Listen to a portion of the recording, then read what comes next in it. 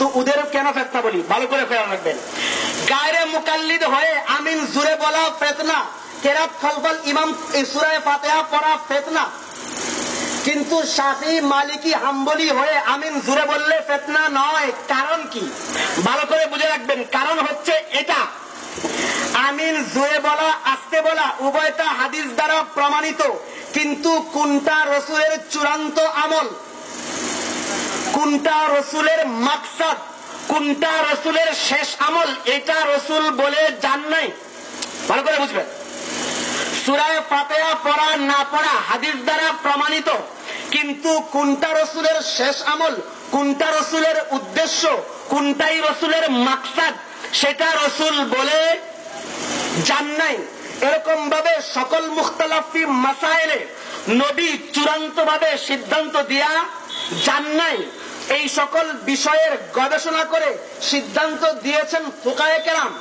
যার সিদ্ধান্ত যেদিকে গিয়েছে তারা সেই মত পোষণ করেছেন। যারা হানাফি মাযহাব মেনে আমিন আসতে বলে, আমরা বলি এই মাসালার সিদ্ধান্তদাতা নবী নয়, মুজতাহিদ। সিদ্ধান্তদাতা, চূড়ান্ত সিদ্ধান্তদাতা নবী নয়। ফিকহে শাফি মেনে যারা শাফি মাযহাবের অনুসারী হয়ে আমিন জুড়ে বলে, তারাও বলে এই মাসালার মূল সমাধানদাতা নবী নয়, মুজতাহিদ। পয়েন্টটা মনে হয় বুঝেননি? এই পয়েন্টটা ভালো করে বুঝবেন। তাহলে তারা আমরা এক, যে এই মাসালার চূড়ান্ত সমাধান নবী দেন নাই। কে দিয়েছেন?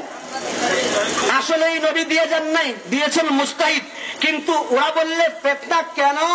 নিজের মনের পক্ষ থেকে একটাকে তারজি দিচ্ছে আর নবীর দিকে মিথ্যার নিসবত করে বলতেছে এটাই নবীর চূড়ান্ত আমল। নবীর চূড়ান্ত আমল এবং নবীর মাকসাদ এটাই। তাহলে গায়রে মুকাল্লিদ হয়ে যেই আমল করে সেটার দ্বারাই সে মিথ্যুক প্রমাণিত হয়। কিন্তু মুজতাহিদের ইজতিহাদ মেনে আমিন জুড়ে বললেও ফিতনা নয়, সে মিথ্যুকও নয়। আমিন আসতে বললে সে মিথ্যুকও নয়, এটা ফিতনাও নয়। কিন্তু গায়রে মুকাল্লিদ হয়ে, অর্থাৎ এটাই নবীর চূড়ান্ত আমল, এই সিদ্ধান্ত নবী দিয়েছেন, এই কথা বলে নবীর দিকে মিথ্যার নিসবত করে। এই জন্যই তারা কাযযাব এবং এরা ফিতনাবাজ। আল্লাহ রাব্বুল আলামিন আমাদেরকে এই ফিতনা থেকে হেফাজত করুন। ওয়া আখিরু দাওয়ানা আলহামদুলিল্লাহি রাব্বিল আলামিন।